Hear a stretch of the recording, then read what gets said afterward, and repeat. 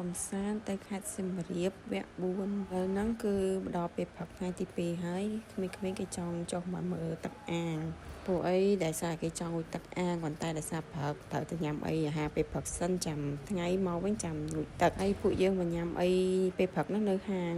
ងីគីអាហ្នឹងក៏មើលតាមគេ review មកដែរគឺកន្លែងហ្នឹងអាហារគេឆ្ងាញ់ហើយតម្លៃសមរម្យតបពីញ៉ាំអាហារពេលព្រឹកហើយគឺយើងមកញ៉ាំកាហ្វេហើយពួកយើងបានមកហាងកាហ្វេឈ្មោះថាអារម្មណ៍កាហ្វេហើយហាងមួយហ្នឹងក៏ខ្ញុំស្គាល់តាមគេ review ដែរនិយាយទៅ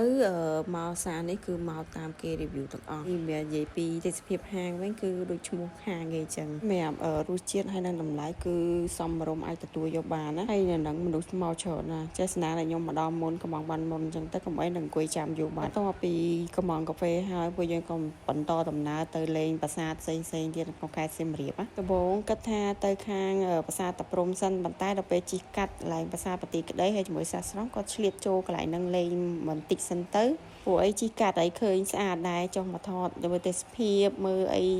មើលស្រះស្រង់មើលទឹកមើលអីសិនហើយមួយកន្លែងហ្នឹងខ្ញុំធ្លាប់តែជិះកាត់ប៉ុន្តែអត់ដែរបាន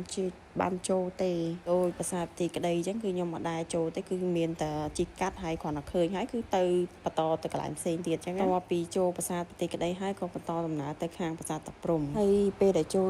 ទៅប្រាសាទតាព្រំហ្នឹងគឺអត់មានអ្នកគេច្រើនទេមានតែខ្ញុំផងណាតែភីឡាហើយជាមួយបងប្អូនប្រុសពៅខ្ញុំហ្នឹងសារតែជីងហើយជាមួយភីណាគេអត់ចង់ចុះទេគេចង់នៅក្នុងឡានថាក្តៅហើយម៉ាក់ប៉ាគាត់រៀងអស់កន្លងដែរគាត់ថាខ្ជិលចុះអញ្ចឹងទៅក៏ចុះទៅ4នាក់ហ្នឹងទៅហើយចូលមើលបន្តិចហ្នឹងថតរូបបន្តិចបន្តួចហ្នឹងហើយមើលដើមឈើដែលធំដុះលើប្រាសាទហ្នឹងហើយក៏ចេញមកវិញមកអីគោលដៅយើងមិនមែនមកលេងតែប្រាសាទតែមួយទេគឺចង់ទៅប្រាសាទផ្សេងទៀតអញ្ចឹងណាតពីចេញពីប្រាសាទតាព្រំហ្នឹងហើយក៏គិតថាទៅប្រាសាទប្រខាន់តែពេលទៅដល់ហ្នឹងគឺជិះកាត់ប្រាសាទនិពន្ធហ្នឹងឃើញស្អាតហ្នឹងម៉ាក់ប្រាប់ថាឲ្យចូលទៅក្នុងប្រាសាទហ្នឹងទៅព្រួយផ្លូវចូលទៅឃើញស្អាតឲ្យទៅថតរូបថតអីក្នុងហ្នឹងទៅខ្ញុំម្នេះវិញក៏សម្រេចថាចូលប្រាសាទនិពន្ធសិនទៅហើយពេលចូលហ្នឹងគឺចូលតែពីអ្នកប្តីទេក្រៅពីហ្នឹងគេនៅក្នុងឡានទាំងអស់ព្រោះអីប៉ាម៉ាក់ថាធ្លាប់ចូលហើយក៏ខ្ជិលចូលឲ្យខ្ញុំចូលតែលេងទៅអូក៏មានតែប៉ុណ្្នឹងដែរចាំជួបគ្នានៅវីដេអូក្រោយទៅទស្សនានៅប្រាសាទប្រខាន់ទាំងអស់គ្នាអរគុណច្រើន